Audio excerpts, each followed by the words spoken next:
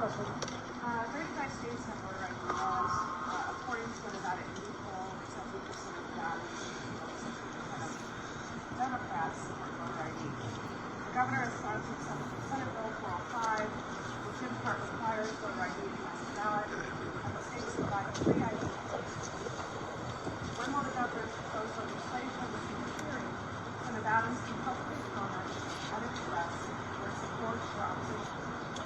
We are here at the legislature to solve problems. This isn't a problem that exists in the state of Nevada. It's simply a solution in search of a problem. What we need is for elected officials in this state to stand up and speak the truth, and that is that our elections are safe and secure. As long as we're going to have elected officials who continue to propagate a falsehood that there's voter fraud, we're going to have pushes for legislation like this. There's no need for this legislation. We've had the last 4 Secretary of States, 2 have been Republicans, 2 have been Democrats, and they unanimously agree that we run great elections in the state that are both safe and both secure. So until there's evidence to the contrary of that, there's no reason to take up this issue. We have the best elections in the country, and that's not going to end anytime soon under the watch of Secretary of State Aguilar. So you don't see any benefit in having a voter ID to increase voter confidence? I don't. The voter confidence would be increased if people would stand up and speak the truth. You can't be a sore loser. You know, nobody likes a sore loser. The answer can't be if you lose an election that somehow there was fraud. The answer is that you didn't connect with voters and you didn't get enough votes to win that election. And we need those who are here to stand up and to say that. To give into falsehoods that somehow there's massive fraud is a disservice to our state, it's a disservice to our country, it's a disservice to democracy. So there's no over hearing? There's no plans for a hearing on that bill. What's something? Yeah, sure. Well said, Speaker Yeager. I'm Aaron Ford, the Attorney General, and I want to agree wholeheartedly with your comments. I will repeat what I said at the first press conference.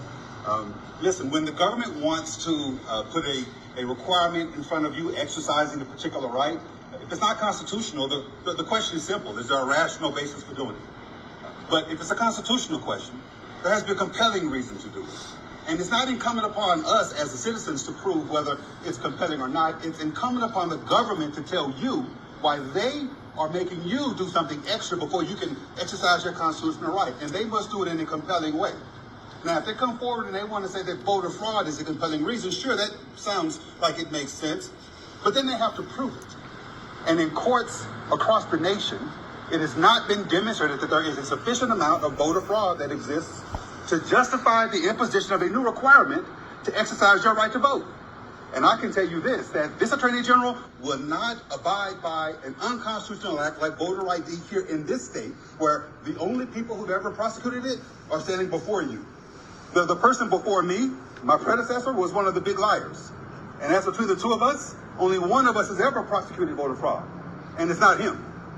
But one time it happened, I prosecuted it and I took a guilty plea on it. Now, what I would not tolerate again is this nonsense about voter fraud existing and that being the rationale behind imposing a new requirement on the constitutional right to vote. No one should abide by that either. And again, I stand by Speaker Yeager and that entire legislative building and not giving that bill a hearing. And just on that issue, as your Secretary of State, the one who administers elections, I think it's important to understand that when you mess with a fundamental right granted in the Constitution, you be very careful about what you're doing to limit access to the ballot box. So, thank you.